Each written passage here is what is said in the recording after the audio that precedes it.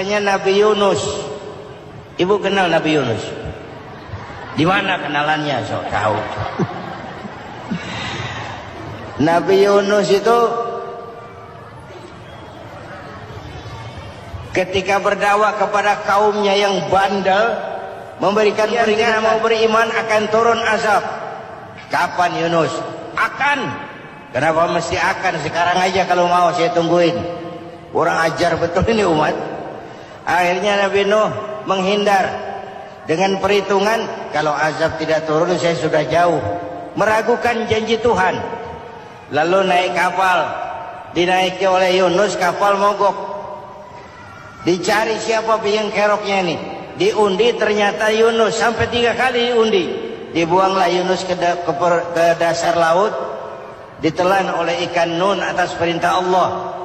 Telan itu Yunus, jangan pakai dikunyah, rusak urusan. Telan saja, simpan di perutmu. Dibawa oleh ikan nun ke dasar lautan. Itu yang oleh Quran dikatakan bertemulah 3 macam kegelapan. Zulumatun salas, gelapnya tengah malam, gelapnya di dasar laut, gelapnya di dalam perut ikan. Itu namanya petang, mbahnya gelap. Di perut ikan itulah Nabi Nuh sadar akan kesalahannya. Allah meragukan janji Allah. Ia sujud di dalam perut ikan itu, membaca la ilaha illa anta subhanaka inni kuntu. Itu istighfarnya Nabi Yunus. Dibacakan istighfar begitu, ikan sakit perut pak. Di dasar laut kemana mau cari apotek? Dia naik ke permukaan, memuntahkan isi perutnya. Nabi Yunus keluar dengan selamat. Itu pun terjadi pada hari ke-10 bulan Muharram. Istighfar intinya itu. Itu amalan utama bulan Muharram, memperbanyak istighfar. Allah selamatkan Nabi Nuh dari bahtera banjir yang luar biasa 10 Muharram. Allah selamatkan Nabi Ibrahim dari pembakaran Raja Namrus 10 Muharram. Setelah Nabi Ibrahim itu menghancurkan berhala-berhala, Abrahat pulang mau ibadah, lihat Tuhannya berantakan, marah besar. Siapa yang menghancurkan Tuhan-Tuhan kita ini? Ada yang lapor, kami lihat Ibrahim. Tangkap. Belum ada bukti, tangkap dulu yang penting. Bukti belakangan. Tangkap. Wah, dikerahkanlah aparat. Tangkap Nabi Ibrahim. Disidang langsung oleh Abrahat, oleh Namrus maksud saya. Ibrahim, kau yang menghancurkan berhala-berhala kami ini, Tuhan-Tuhan kami. Siapa bilang? Ada yang lapor. Saya dengar nggak semua berhala itu hancur. Ada yang paling besar, angkat tangan, saya lihat ada kampak di tangannya. Barangkali yang besar itu iseng tuh, yang kecil-kecil dikampakin. Tanya aja sama dia, kamu gila? Kenapa? Masa kami disuruh nanya berhala? Nggak bisa jawab, apa disembah? Lebih gila mana sih? Tahu nggak bisa jawab kenapa disembah? Kurang ajar kamu Ibrahim. Bakar, dibakar. Ketika Ibrahim dilempar ke kobaran api yang menggunung, Allah perintah api, ya naru kuni bardan wa salaman ala Ibrahim. Hai api, dinginlah sampean. Api Madura waktu itu Pak. Hai api, dinginlah sampean, selamatkan Ibrahim. Api tunduk kepada perintah Allah. Ibrahim masuk ke kobaran api, selembar rambut pun tidak terbakar. Kenapa? Apinya tunduk kepada perintah Allah. Kenapa? Karena Ibrahim orang yang takut kepada Allah. Api tunduk kepada perintah Allah. Kalau kita baca ayat itu, masuk ke api, mateng. Sudah hadirin yang saya muliakan, oleh karena itu selamatnya Ibrahim dari pembakaran Raja Namrus itu pun pada 10 Muharram, Yaum Asyura, hari ke-10 dari bulan Muharram. Ini dia. Bapak Ibu hadirin hadirat yang saya cintai, sebagian kecil tentang Nabi Adam, Nabi Ibrahim dan Nabi Yunus, tapi saya belum menceritakan tentang Nabi Nuh tadi. Mengulang kaji. Nabi Nuh salah seorang rasul yang masuk ulul azmi 5 besar. Karena memang perjuangannya menggambarkan satu usaha yang ulet dan luar biasa. Beliau diberi umur 950 tahun. Lalu berdakwah selama 900 tahun. Sore, pagi, siang, malam. Dapat pengikut tidak lebih 80 orang. Rata-rata 10 tahun satu. Kalau saya minta berhenti aja jadi nabi, Pak. Ustadz mana masih mau buka pesantren? 10 tahun buka pesantren, yang nyantri cuma satu. Pedagang mana yang masih mau dagang? 10 tahun dagang, yang beli satu. Pimpinan partai mana yang masih mau kampanye? 10 tahun buka partai, yang nyoblos satu. Bangkrut. Umatnya bandel, kurang ajar, durjana, bajingan, tengik. Umatnya Nabi Nuh ini kalau diceramahi telinganya ditutup dengan tangannya. Nabi Nuh akhirnya rekes. Tuhan, siang malam saya berdakwah kepada umat ini. Tiap kali saya sampaikan dakwahmu, mereka tutup telinganya dengan tangannya. Alergi dengar ceramah. Apa itu ceramah? Non profit. Saudara-saudara, jadi mau kamu gimana, Nuh? Sudah Tuhan, habiskan saja orang kafir. Nanti kalau punya anak, anaknya pun kafir, moyangnya sikat habis. Biasanya kalau bapak kalong, anak kampret. Bapak nyolong, anak nyopet. Fotokopi gimana aslinya? Hampir habiskan saja. Itu mau kamu, Nuh? Iya. Oke. Nanti aku turunkan banjir, Nuh. Buat kapal. Dengan apa saya harus buat kapal, Nuh? Ya dengan kayu, kata Tuhan. Kayunya dari mana, Tuhan? Ya dari pohon, Nuh. Pohonnya belum ada, Tuhan. Ya tanam dulu, Nuh. Bikin kapal, kayunya nanam pohon. Apa artinya? Perjuangan perlu kesabaran. Sukses itu ada prosesnya. Nggak bisa simsalabim abracadabra lalu kita bawa sukses. Semua ada prosesnya. Walaupun kenyataannya begitu. Sukses banyak bapaknya, gagal itu yatim. Kalau kita sukses banyak yang ngakuin. Yang baru ketemu pakai manggil encing. Ketemu baru. Tapi sukses banyak bapaknya. Gagal yatim, gak ada yang mau ngakuin kalau kita gagal itu. Udah bikin kapal dengan kayu di tengah kampung, bikin kapal ini. Bayangkan di tengah kampung bikin kapal. Orang kafir makin menjadi-jadi. Lihat Nuh, kenapa? Makin sarap. Bikin kapal di tengah kampung, mau belayar kemana? Tuh lihat, kalau orang nggak tahu tujuan, mountain setengah jalan. Proses yang dinilai bukan finalnya. Ya kayak gitu kesimpulannya. Saya enaknya sendiri. Bikin kapal. Kapal mendekati selesai. Ini orang kafir rame-rame datang ke kapal Nuh. Mau apa? Buang najis. Sakit perut, berangkat ke kapal Nabi Nuh. Nongkrong. Dapat 2-3 tumpuk, pulang.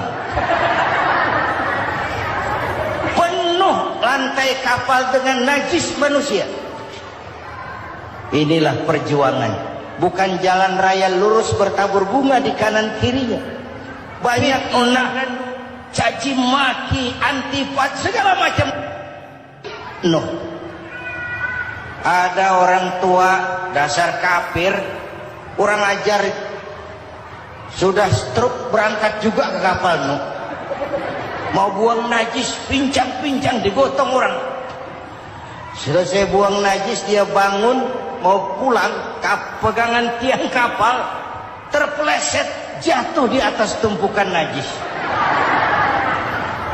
Terjadi keajaiban, yang stroke-nya sembuh, lumpuhnya hilang, berangkat digotong-gotong pulang, jalan gagah sekali. Tapi orang kampungnya heran, ente sudah sembuh? Sudah. Berobat di mana? Kok begitu paten? Di kapal Nuh.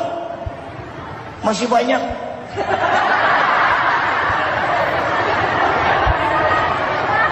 Yang berasa perlu obat bawa rantang. Ambil bersih lagi geladak kapal itu. Sudah selesai Nuh? Selesai. Oke, kau orang yang beriman bersamamu, binatang serba sepasang, naik Nabi Nuh, naik orang beriman sepasang. Ini cikal bakal penyelamatan manusia, Pak. Naiklah orang beriman, sudah naik semua, Nabi Nuh kontrol. Ini contoh buat kita, kontrol. Sudah naik semua teman-teman, sudah. Pemimpin yang baik bukan cuma terima laporan di belakang meja. Laporan itu yang mana juga bagus. Sama juga kampanye yang mana juga merdu. Kalau aja yang dihitung. Pernah ada calon bupati kampanye janji, kalau saya berhasil kita akan banyak bangun jembatan di daerah kita. Rakyat tanya, Pak, nggak ada sungai di kampung kita, Pak. Dia bilang, sungainya kita bangun sekalian. Udah kadung janji, mana pula orang mau bangun sungai ini. Saudara-saudara, kontrol. Jangan cuma tunggu laporan di belakang meja, semua laporan bagus. Ya, Bu? Bu?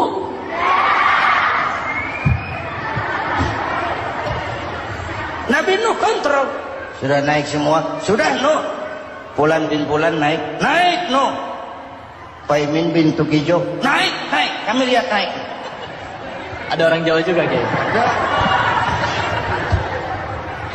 Sudah kontrol, Kanan anak saya ikut nggak naik kapal? Kami lihat itu Nuh. Kanan. Ini potret. Bapaknya aktif ke masjid, ibunya rajin ke majelis taklim, anaknya keleleran kemana-mana. Bukan di sini, di Prancis. Udah di sini insya Allah sama.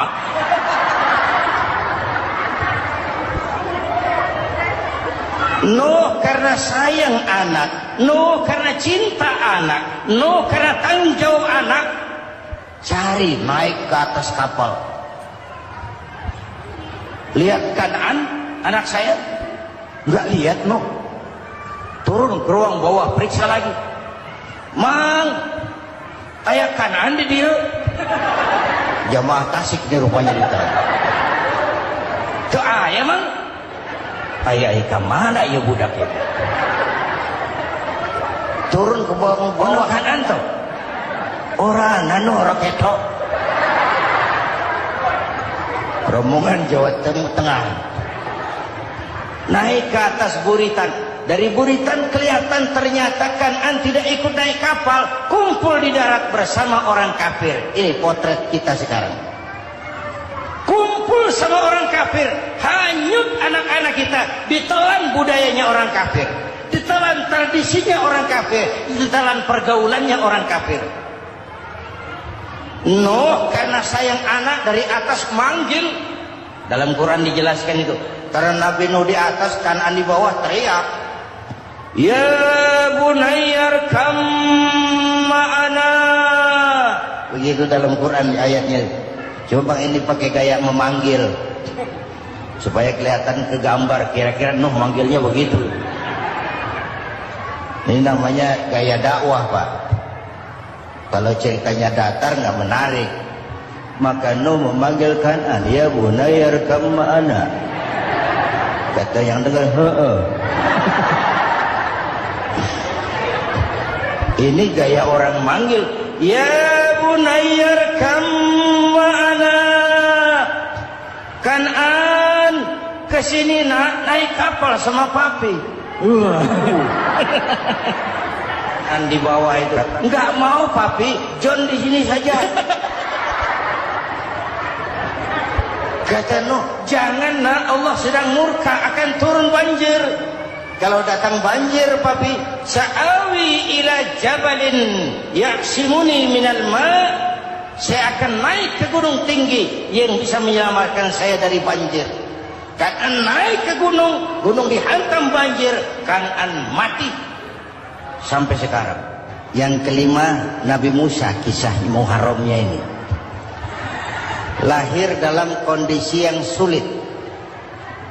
Karena Fir'aun mimpi akan lahir seorang anak dari keturunan Bani Israel yang akan menghancurkan kerajaannya. Kata Fir'aun, sudah lahir belum anaknya? Belum. Kalau gitu mulai malam ini laki-laki dilarang bergaul sama istrinya.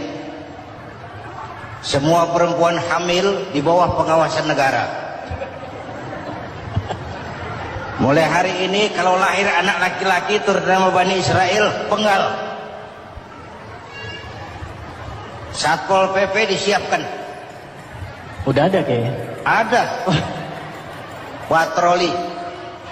Bayangkan, Nabi Fir'aun itu bikin undang-undang seenaknya sendiri. Apalagi merasa kekuasaannya dalam ancaman. Penguasa manapun kalau merasa dalam ancaman, panik. Padahal kekuasaan itu kayak harimau. Makin lama ditaiki, makin sulit turun. Kenapa? Karena macannya makin lapar. Naik terus capek, turun dimakan harimau. Serba sulit. Saudara-saudara, kalau kita mau belajar dari Pak Harto, saya melihat kekurangan Pak Harto cuma satu, terlambat berhenti.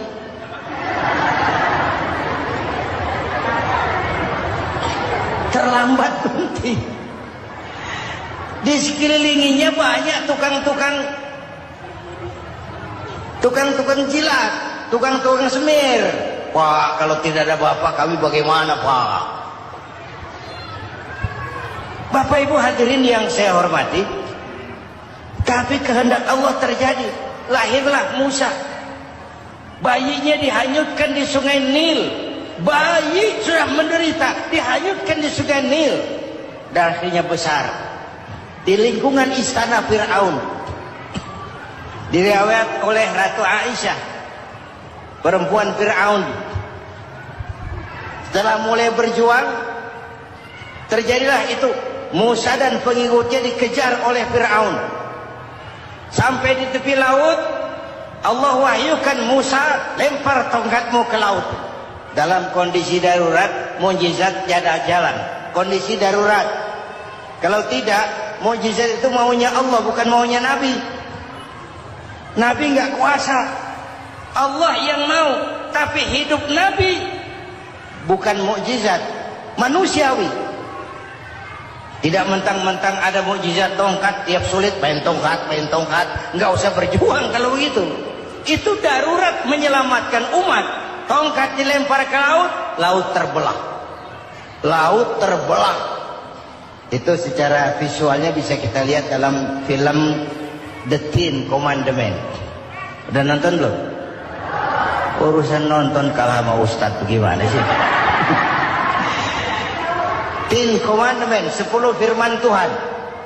Tekniknya bagus tuh. Bagaimana laut terbelah. Musa lewat. Fir'aun mengejar. Musa sampai di ujung sana, Fir'aun masih di sama tengah perjalanan. Laut nutup kembali.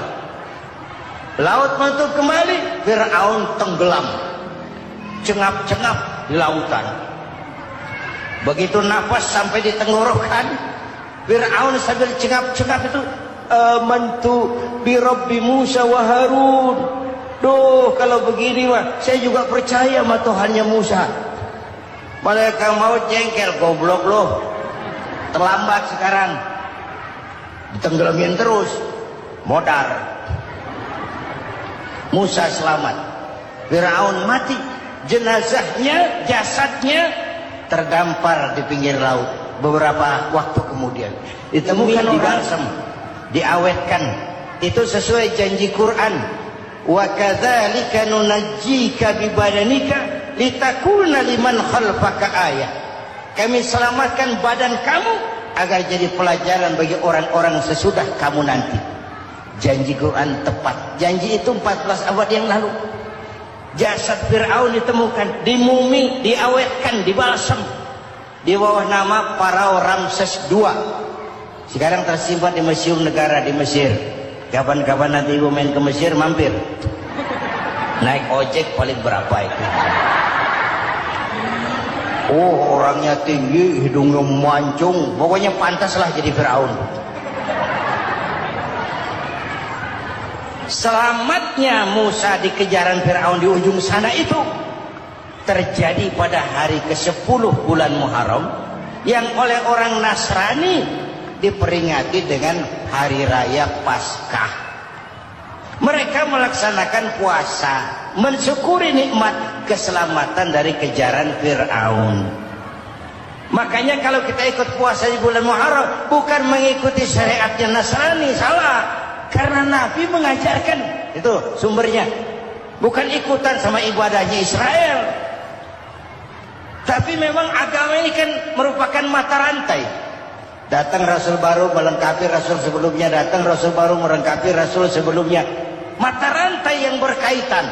Setelah Muhammad selesai, selesailah tugas Nabi dan Rasul.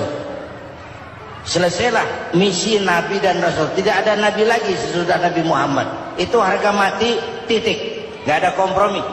Siapapun sekarang ini datang ngaku jadi Nabi, wajib tidak percaya. Wajib tidak percaya. Tapi kaitannya memang kita bilang Nasrani, orang bahasa Arab, bahasa Ibraninya Nazaret, Nasiroh, Nazaret, itu beda dialek. Kita Daud, dia David.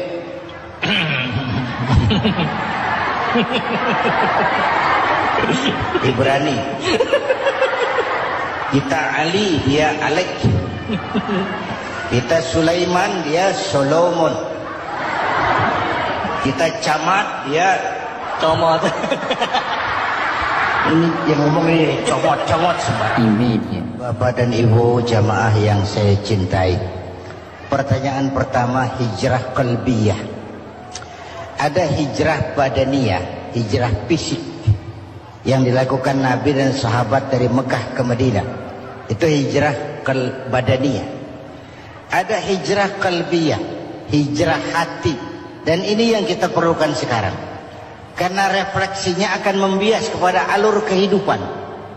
Kalau hati kita mau berhijrah, fisik akan mengikuti. Hijrah dari tempat, dari malas ibadah menjadi rajin ibadah. Hijrah dari maksiat kepada yang ma'ruf, dari berpecah belah menjadi bersatu. Hijrah seperti itu yang sangat kita perlukan. Apalagi masyarakat ini paternalistik. Kita harus hijrah mental sekarang ini. Maka yang disampaikan tadi benar. Seorang ketua MK siap mengundurkan diri kalau terbukti anak buahnya terlibat suap.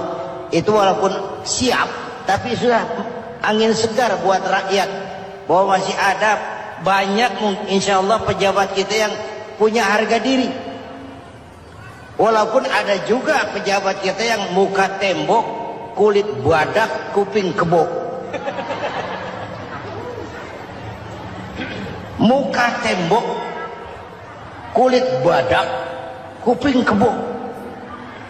Biasanya kalau kereta api tabrakan di negara-negara maju, Menteri Perhubungannya mundur. Di kita petugas palang pintu dipecat. Jauh sekali Menteri sama petugas palang pintu. Benar-benar diadili yang krocok-krocok, kopral-kopral itu. Padahal hadisnya jelas. Ar-rashi wal murtashi finnar.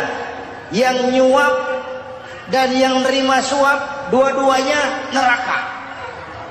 Kasus potret belakangan ini, yang nerima suap, yang diuber, yang nyuap aman, yang nyuap aman, yang korupsi pajak dikecil-kecilin, yang ngemplang pajak aman. Padahal ngemplang pajaknya triliunan. Padahal dia sudah dikasih fasilitas oleh negara mengelola sumber daya alam negara yang artinya milik rakyat. Dia harus bayar pajak, uang pajaknya dikumpulkan bagi sebesar-besar kemakmuran rakyat. Itu tindakan merugikan rakyat. Karena itu betul, saya setuju hijrah qalbi yang perlu kita lakukan sekarang. Hijrah hati. Kita ini bangsa Indonesia, seperti timnas. Timnas sekarang anak-anak muda sudah berani pakai baju PSSI. Iya. Kenapa? Menang. Coba kalau kalah terus, nanti menang. Tapi bangsa Indonesia itu memang seperti timnas, namanya kesebelasan. 11 orang. Walaupun ada pemain bintang ya ada presiden, gubernur, menteri, itu bintang-bintang. Tapi bintang baru ada artinya kalau dibantu 10 pemain yang lain. Cristiano Ronaldo. Siapa itu? Penyerang tengah Real Madrid. Bintang. Lionel Messi. Siapa lagi? Barcelona. Bercelana.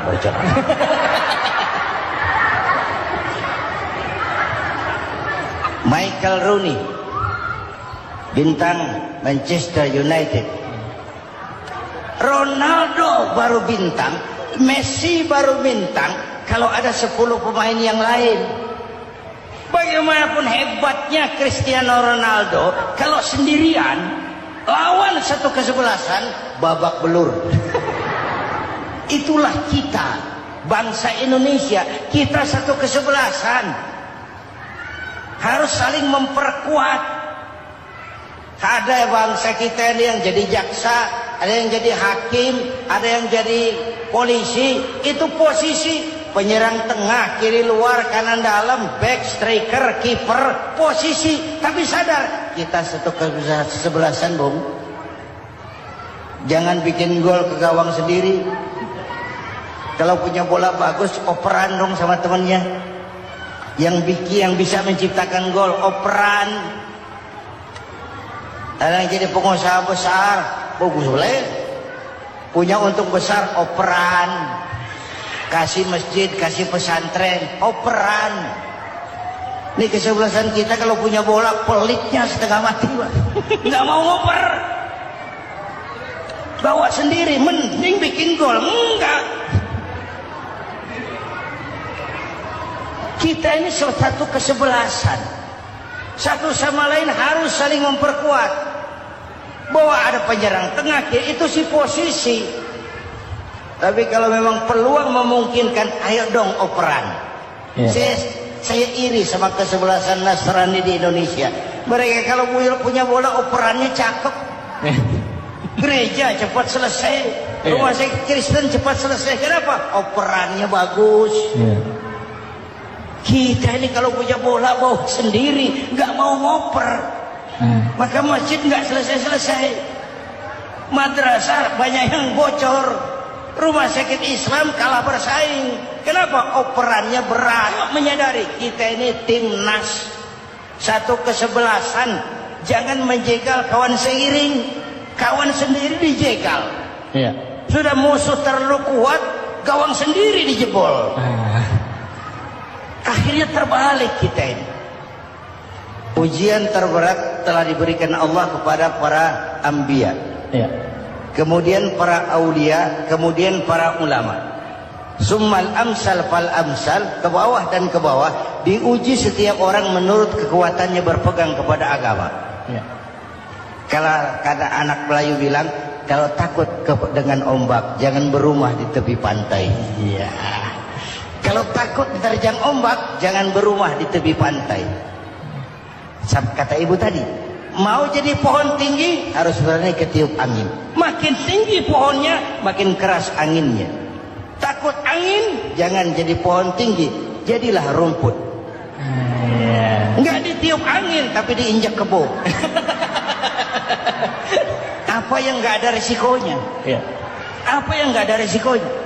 Semua nabi, ada yang dihantam kekuasaan yang arogansi. Ibrahim berhadapan dengan Abrahat, Namrud.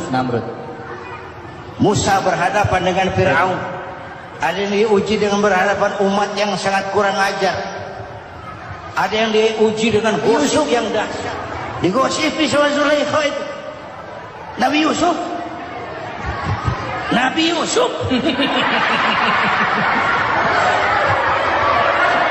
Yusuf. Ya. Yang namanya gosip itu kan menyebarkan keburukan orang. Kalau benar saja hukumnya ghibah. Ya. Kalau salah hukumnya fitnah. Fitnah lebih bahaya dari pembunuhan. Benarnya ghibah, salahnya fitnah. Saudara hadirin yang saya hormati, jadi resiko itu biasa. Tidak ada yang tanpa resiko. Kalau takut ombak, jangan berumah di tepi pantai.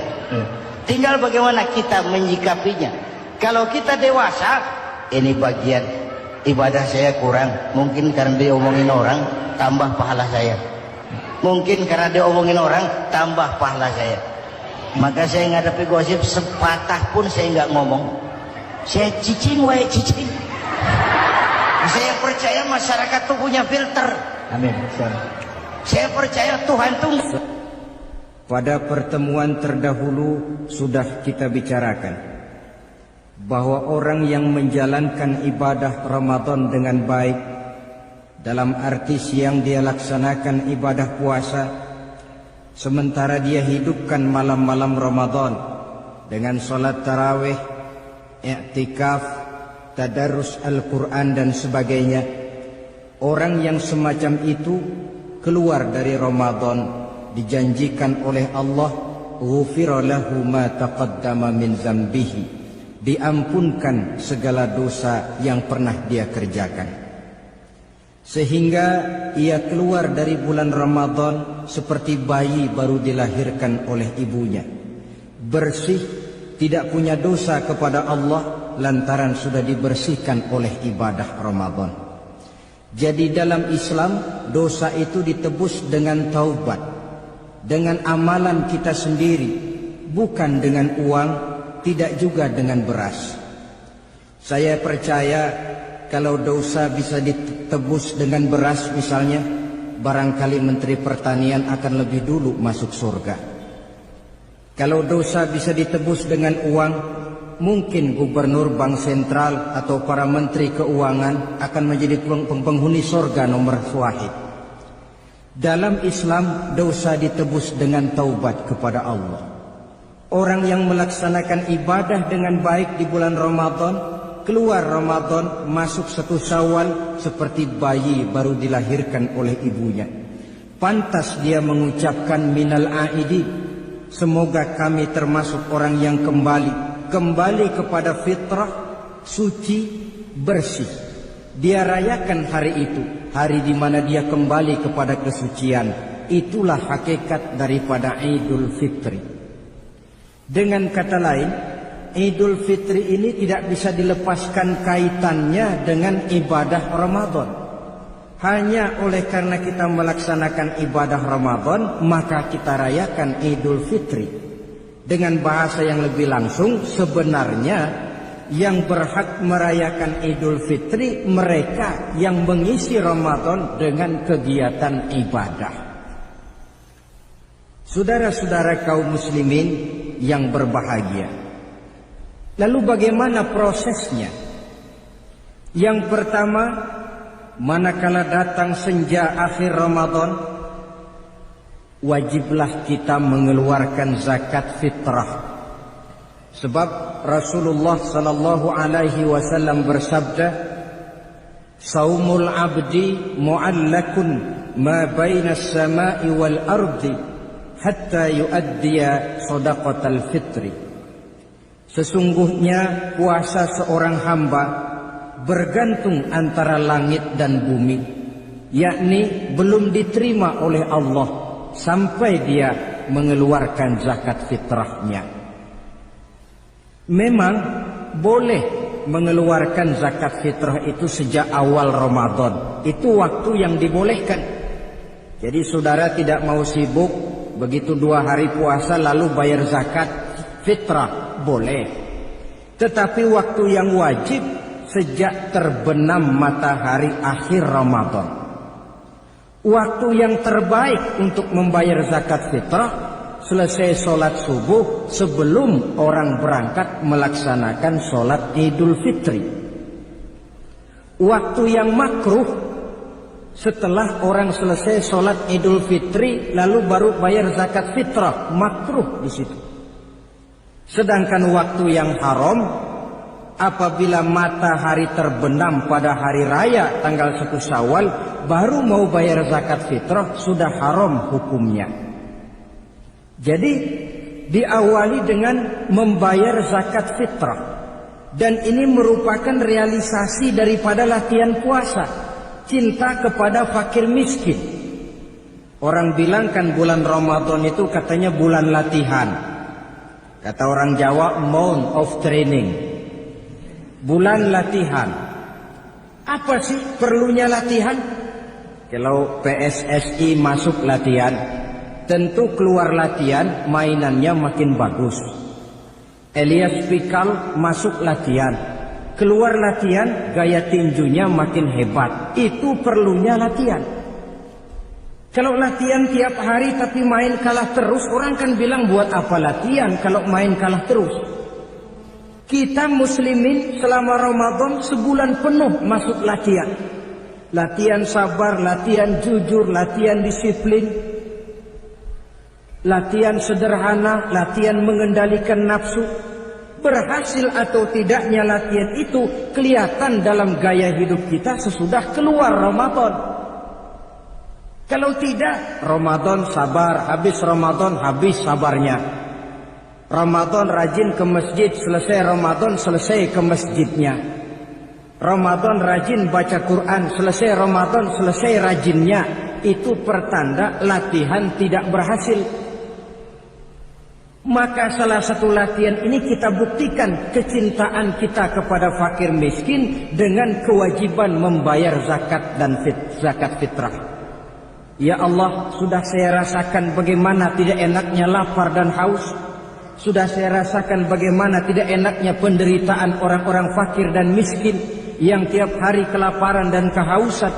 Sebagai pertanda ya Allah, saya keluarkan zakat fitrah ini untuk orang-orang fakir dan miskin. Itu kita keluarkan pada saat matahari akhir Ramadan terbenam. Masuk malam pertama bulan Syawal. Malam takbiran kalau istilah di kampung kita ini. Allah Subhanahu wa taala dalam Al-Qur'an menjelaskan walitukmilul iddata. Hendaklah engkau sempurnakan jumlah bilangan hari puasamu. Berpuasa sebulan penuh. 30 hari atau lebih sering 29. Bila sudah sempurna hari puasa itu, walitukabbirullah, hendaklah engkau agungkan Allah. Hendaklah engkau bertakbir. Oleh karena itu disunahkan menghidupkan malam 1 Syawal, malam hari raya Idul Fitri itu dengan memperbanyak takbir. Sejak matahari terbenam selesai sholat maghrib, kita kumandangkanlah kalimat takbir itu dari rumah ke rumah, dari surau ke surau, dari masjid ke masjid, dari kampung ke kampung, pertanda rasa syukur kita yang tiada terhingga kehadirat Allah Subhanahu wa taala, Tuhan yang Maha Esa dan Maha Kuasa. Entah kenapa bila matahari akhir Ramadan terbenam, datang malam 1 Syawal, berubah perasaan kita. Sedih menjadi gembira, sukar menjadi mudah, hati yang tadinya digenangi air kebencian berubah menjadi hati yang penuh dengan cinta kasih kepada sesama. Kumandang takbir bagi orang-orang yang hidup tinggal di rantau, mengingatkan dia kepada kampung halamannya. Terkenang dia sungai tempat dia mandi, lapangan tempat dia bermain. Oi kampuang nan jauh di mato katanya. Sehingga orang-orang yang tinggal di tanah rantau diusahakannya benar. supaya bisa berlebaran pulang mudik katanya, nak berkumpul dengan sanak keluarganya supaya lebih mudah bersilaturahmi sambil mengenang masa-masa lalu di kampung halaman.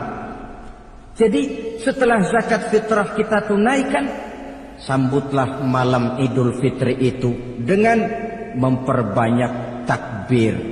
Ini disunahkan, menghidupkan malam lebaran dengan memperbanyak takbir, bukan memperbanyak bakar petasan. Itu kan pekerjaan mubazir, dan mubazir itu jelas perbuatan setan. Ada yang bilang katanya bakar petasan itu nambah syiar. Syiar macam mana datang dari petasan? Sebagian lagi berjaga-jaga juga, tapi bukan dengan memperbanyak takbir. Bergadang-gadang di pinggir jalan, ngebut dengan kendaraan aneka warna. Tidak itu yang diajarkan agama. Berkumpul kita di surau, berkumpul kita di masjid, paling kurang berkumpul di rumah dengan keluarga. Ramai-ramailah kita bertakbir, memanjatkan puji dan syukur kepada Allah. Ya Allah, kalau tidak lantaran petunjuk-Mu, sulit rasanya melaksanakan perjuangan yang berat sebulan penuh ini. Melatih diri, membina takwa, mengharap ridho. Dengan lapar, melilit perut, dengan haus, mencekik kerongkongan. Bersyukur kami kepadamu ya Allah. Dan sebagai pertanda kami kumandangkan kalimat takbir, memuji keagungan dan kebesaran-Mu. Allahu Akbar, Allahu Akbar, Allahu Akbar, walillahil hamd. Saudara-saudara kaum muslimin rahimakumullah, di dalam satu hadis dari Ubadah bin Samit diriwayatkan oleh Imam Tabrani, bersabda Rasulullah sallallahu alaihi wasallam, "Man ahya lailatal fitri lam yamut qalbuhu yauma tamutul qulubi." Barang siapa yang menghidupkan malam Idul Fitri, maka hatinya itu tidak akan pernah mati pada saat hati-hati orang lain menjadi mati. Kita yang paling khawatir dalam hidup ini, pada saat hati kita sudah mati, selagi jasad masih hidup, menjadilah kita bangkai berjalan dalam pandangan Allah. Badan hidup tapi hati mati, bangkai berjalan dalam pandangan Allah. Jadi ini hakikat merayakan Idul Fitri. Puasa Ramadan sebulan penuh, malamnya ibadah, menunaikan zakat fitrah, lalu malamnya menghidupkan malam dengan takbiran. Yang terjadi kan kita lihat adat yang dibesarkan, ibadat ditinggal. Puasa tidak, tarawih apalagi. Lebaran kurang seminggu sudah lebih sibuk dia daripada yang puasa. Ke pasar kayaknya pasar mau dibeli semua. Rumah pun dicat, dikapur, baju diperbarui. Itu kan kulit. Memang lebih bagus kalau kulitnya baik, isinya pun baik. Tapi yang lebih penting daripada sekedar kulit adalah isi. Hakikat merayakan Idul Fitri kembali kepada kesucian. Kita bersih, tidak punya dosa kepada Allah. Itu kita rayakan. Dengan apa? Nah, oleh seorang ulama, Al-Imam Zakiyuddin Abdul Azim bin Abdul Quwa Al-Munziri, diberikan contoh bagaimana Rasulullah sallallahu alaihi wasallam itu merayakan Idul Fitri. Beliau berkata, yuhibbu sallallahu alaihi wasallam ayyuqabil al-'id bil bisri was surur. Rasulullah sallallahu alaihi wasallam cinta, senang menyambut Idul Fitri bil bisri was surur, dengan muka gembira dan dengan sikap sukacita. Jadi merayakan Idul Fitri bil bisri was surur, muka menunjukkan kegembiraan. Kenapa gembira? Sudah berhasil berjuang sebulan penuh. Bukan gembira lantaran di rumah banyak dodol, kue, pakaian serba baru, sepatu pun serba baru. Bukan itu yang kita gembira. Gembira lantaran telah berhasil berjuang mengalahkan nafsu, memenuhi perintah Allah, melaksanakan puasa. Gembira lantaran kita kembali suci seperti bayi baru dilahirkan oleh ibunya.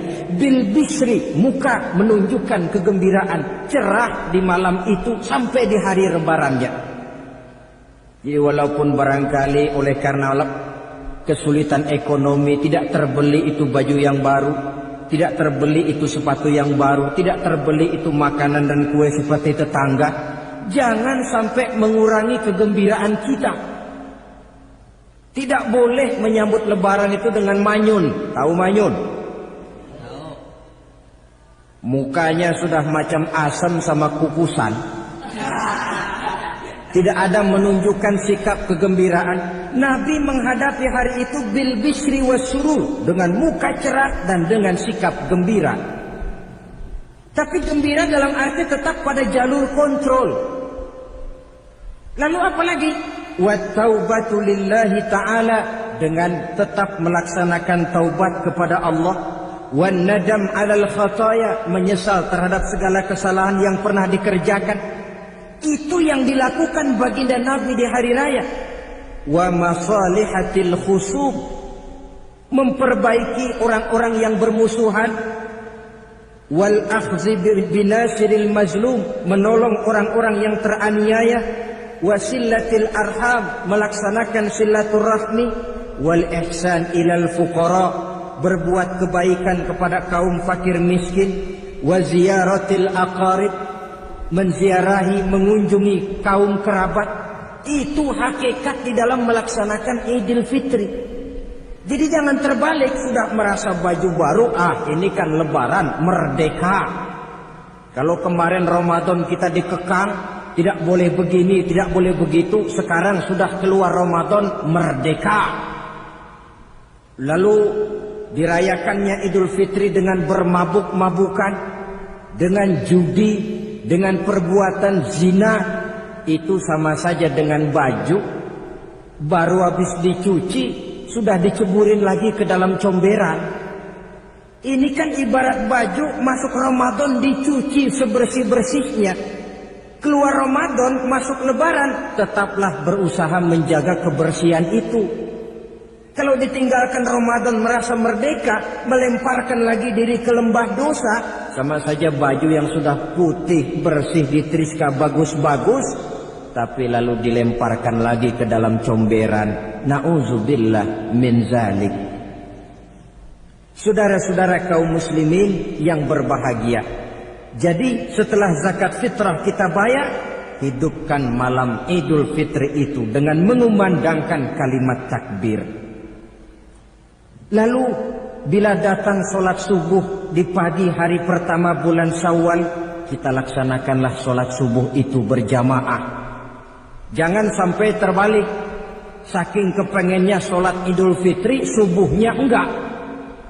Ini kan sama saja kata orang nyari jarum kapak hilang.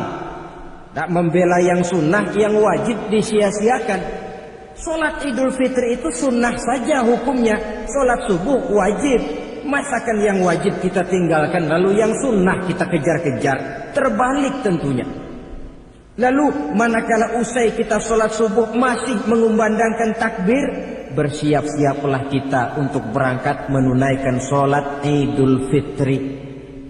2 rakaat, lalu diiringi dengan khutbah hari raya Idul Fitri. 2 khutbah seperti khutbah Jumat itu, khutbah pertama dan khutbah kedua.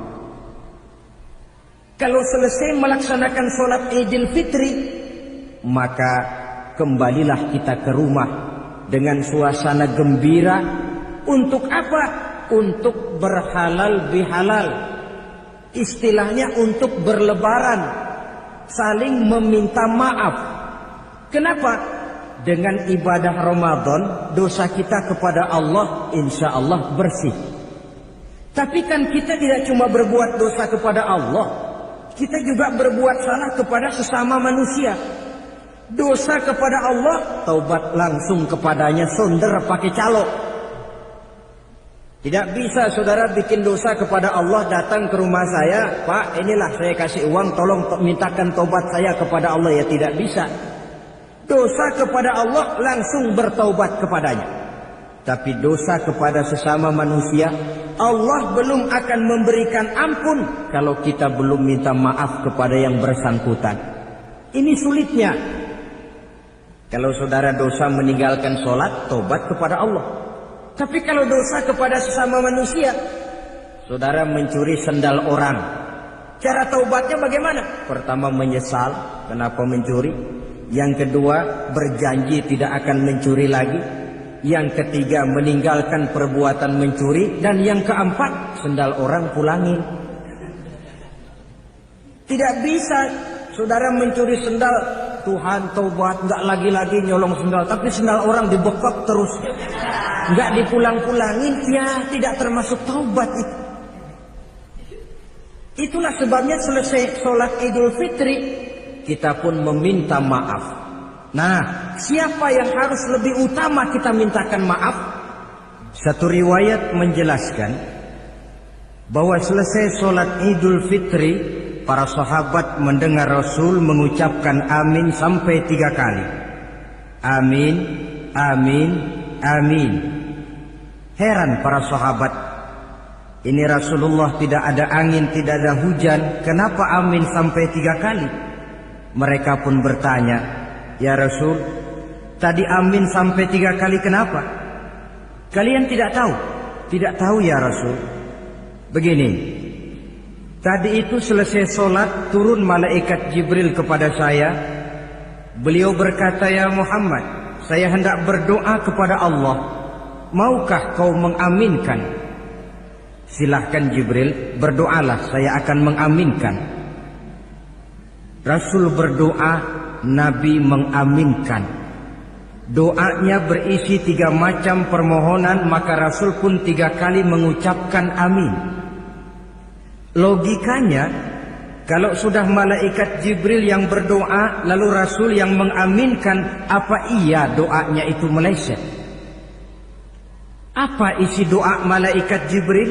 Yang pertama doa beliau, ya Allah, hari ini, 1 Syawal ketika itu, saya mohon kepadamu, janganlah engkau terima puasa dan ibadahnya anak yang durhaka kepada kedua orang tuanya.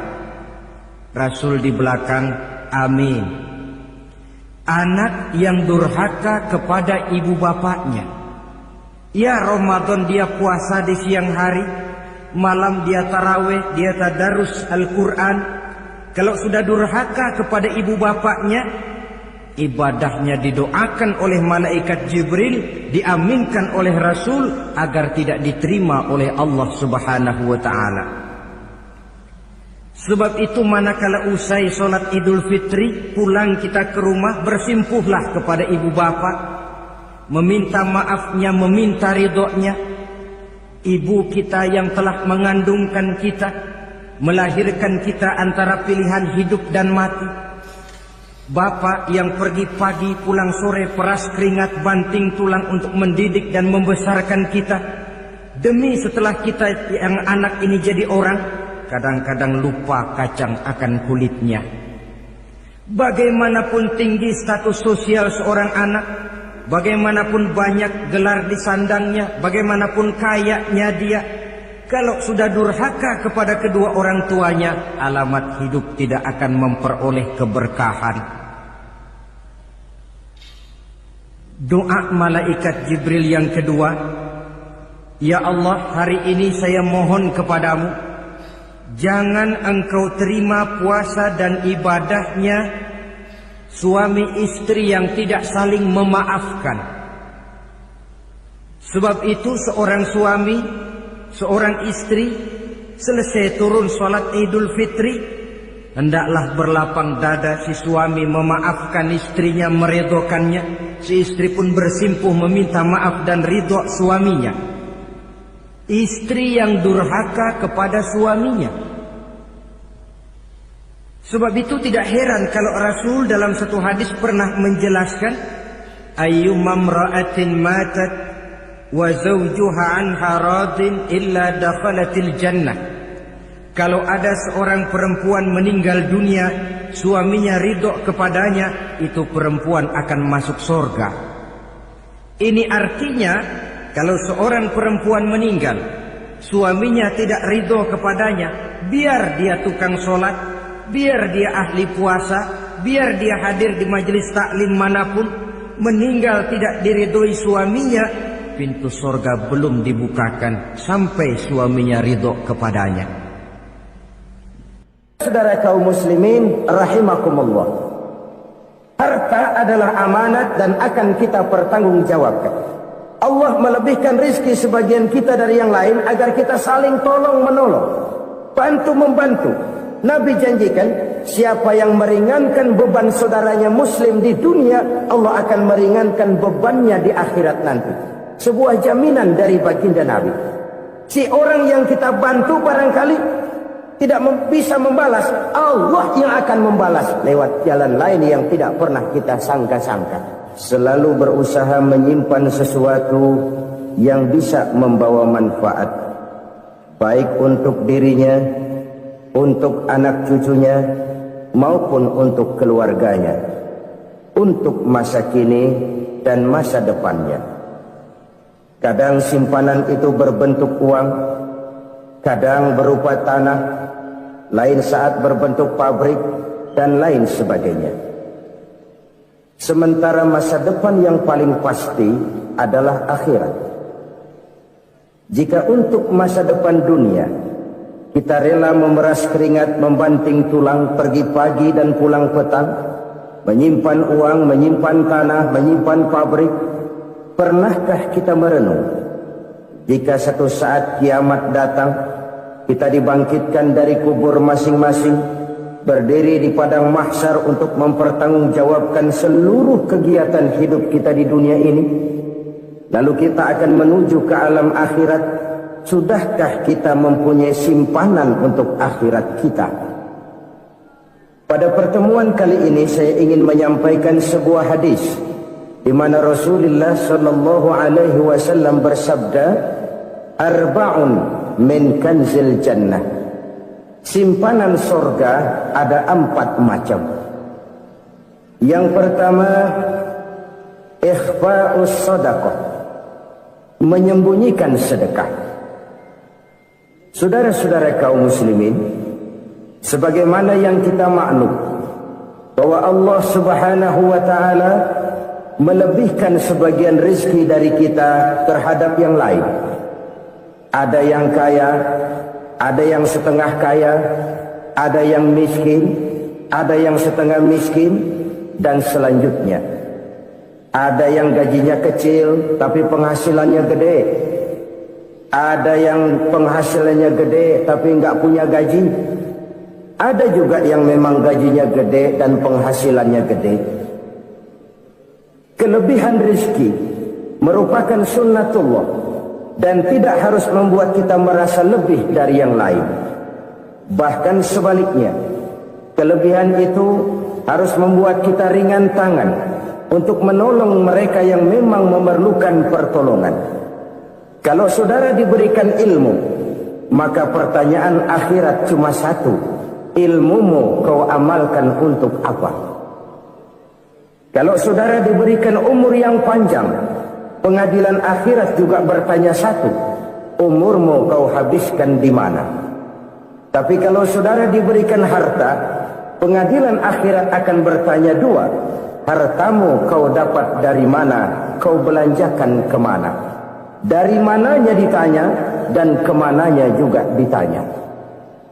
Oleh karena kita akan dimintakan pertanggungan jawab, maka amanah yang bernama harta ini harus kita gunakan dengan sebaik-baiknya. Ada penggunaan yang merupakan kewajiban, itu zakat namanya. Ada penggunaan yang sewaktu-waktu, itu infak namanya. Ada yang lebih sewaktu-waktu lagi, dan itu sedekah namanya. Zakat dia terikat oleh haul dan nisab, oleh putaran batas waktu dan ukuran dari harta itu sendiri. Sedangkan infak terikat oleh situasi dan kondisi perekonomian seseorang. Sedangkan sedekah tidak terikat dengan apapun. Dalam kondisi seperti apapun kita bisa melakukan sedekah dengan yang terkecil sekalipun. Sampai-sampai Rasulullah sallallahu alaihi wasallam mengajarkan, la tahqiranna minal ma'rufi syai'an walau an talqa akhaka biwajhin talik. Atau ada hadis, tabassumuka fi wajhi akhika laka shadaqah. Senyumanmu kepada temanmu adalah sedekah. Jadi untuk melakukan sedekah tidak harus dalam berbentuk uang. Dengan ilmu kita bisa sedekah, dengan tenaga kita bisa bersedekah, dengan pikiran kita bisa bersedekah, bahkan senyum kepada teman itu pun sedekah. Jadi kalau sedekah dengan uang memang belum punya uang, nyengir aja banyakin. Itu asal pada tempatnya, jangan lalu ketemu tiang listrik cengengesan. Tentu tidak pada tempatnya dan tidak wajar. Nah, sedekah yang paling dicintai Allah adalah sedekah yang disembunyikan. Artinya jauh dari sifat riya. Kan kadang-kadang ada orang sedekah itu disebutkan namanya. Apa tidak bagus? Kalau memang niatnya ikhlas, ya bagus-bagus saja. Untuk memberikan sugesti kepada yang lain. Di bulan bin bulan nyumbang sekian, diumumkan. Boleh kalau niatnya untuk memberikan rangsangan kepada yang lain supaya dia menyumbang lebih besar dari orang tadi. Tapi kalau itu mendatangkan riya, maka sedekah yang paling dicintai Allah adalah sedekah yang disembunyikan. Tangan kiri saja tidak tahu apa yang diberikan oleh tangan kanan. Sedekah yang dilakukan dengan ikhlas akan merupakan perbendaharaan surga, tersembunyi dari pandangan orang lain, tidak seorang pun tahu. Karena memang sikap yang baik adalah melupakan kebaikan dan mengingat kesalahan. Itu salah satu ciri orang bahagia. Orang yang selalu mengingat kesalahannya dan berusaha melupakan segala kebaikannya. Kalau dia akan ada kebaikan, dia tidak bisa ikut, dia merasa rugi karena dia merasa belum pernah berbuat baik. Tapi kalau akan melakukan kesalahan baru, dia ingat kesalahan yang sudah-sudah, sehingga terhalang baginya untuk melakukan satu kesalahan baru. Demikianlah saudara-saudara, bahwa Allah melebihkan rizki sebagian kita dari yang lain, agar terjadi tolong-menolong dalam kehidupan ini. Jadi kesenjangan yang nature, kesenjangan yang alami, itu sunnatullah. Ada yang kaya, ada yang miskin, ada yang kelas menengah. Nah, kenapa lalu sekarang kita berusaha mengentaskan kemiskinan? Oleh karena adanya kesenjangan struktural. Kalau yang kaya bisa semakin kaya, kenapa yang miskin tidak bisa naik jadi ikut sedikit kaya? Sebab pada dasarnya Islam adalah agama yang sejak turunnya sudah berupaya memerangi kemiskinan. Bahkan dikatakan kemiskinan itu mendekatkan kepada kekufuran. Orang kalau miskin udah dekat banget sama kafir. Gampang menjadi kafir. Berapa banyak saudara-saudara kita yang oleh karena soal perut, oleh karena soal materi, terpaksa meninggalkan dan menanggalkan akidahnya. Menjual petunjuk yang diberikan Allah dengan hak kesenangan dunia yang cuma sebentar ini. Na'udzubillah, thumma na'udzubillah. Jadi makin kita sembunyikan satu sedekah, semakin banyak perbendaharaan kita di surga. Sedekah yang paling dicintai Allah adalah sedekah yang disembunyikan. Malahan ada seorang sufi, dia punya kebiasaan kalau pergi sholat Jumat dia bawa uang, itu uang dia taruh di bawah tikar masjid. Dia niat sedekah kepada siapa saja yang nemuin itu duit. Maksudnya apa? Supaya yang nemuin nggak tahu siapa yang punya duit. Demikian dia saking ingin menyembunyikan sedekahnya. Karena sifat riya itu bisa memakan amal kita sendiri. Riya itu termasuk menyebut-nyebut kebaikan kita. Orang yang suka nepuk dada, sedikit-sedikit ngitungnya kalau nggak gua. Tuh kalau nggak gua itu, tuh yang belah situ kalau nggak gua, iya kalau nggak lu kenapa emang? Orang yang suka menepuk jasad, tuh biasanya memang begitu saudara-saudara. Kalau perang lagi berkecamuk, orang nggak sempat ngaku jadi pahlawan. Tapi begitu perang selesai, yang kagak kenal bedil ngaku pahlawan, Mas. Itu sesuatu yang biasa. Oleh karenanya orang-orang yang ikhlas dalam bersedekah, disembunyikannya sedekah itu Allah cinta betul. Malahan ada hadis memberikan jaminan, inna sadaqatal mar'il muslimi tazidu fil umri wa tadfa'u mitatas su'i. Sesungguhnya sedekahnya seorang mukmin tazidu fil umri, bisa menambah umur panjang, wa tadfa'u mitatas su'i, dan menyelamatkan manusia dari mati secara su'ul khatimah. Jadi siapa yang kepingin panjang umur, banyaklah sedekah. Yang bosan hidup, pelit terus. Sedekah menambah panjang umur dan menyelamatkan manusia dari mati secara su'ul khatimah. Pak, katanya umur itu nggak bisa ditambah, nggak bisa dikurangin. Kapan? Kalau ajal sudah datang. Fa idza jaa ajaluhum la yastakhiruna sa'atan wa la yastaqdimun. Kalau ajal datang tidak bisa dimajukan, tidak bisa dimundurkan. Itu kalau ajal sudah datang. Tidak bisa lagi umur ditambah dikurangi, sudah datang. Tapi kalau belum datang, itu kan haknya Allah. Mau ditambah, mau dikurangi, hak prerogatif Allah. Sebagai pencipta manusia, Allah Maha Kuasa dan Maha Mampu. Sedekah ini menambah panjang umur dan menyelamatkan manusia dari mati secara su'ul khatimah. Tuh, orang mati kan sama ya kondisinya, mati nggak nafas. Tapi hakikat mati kan lain-lain. Ada yang mati itu husnul khatimah, baik akhirnya. Misalnya lagi ngaji mati, lagi sholat mati, lagi sedekah mati. Ini yang dinamakan dengan husnul khatimah, baik di akhirnya. Sebaliknya ada yang su'ul khatimah, jelek di akhirnya. Ini yang jadi catatan akhir. Lagi nyekek botol, mampus.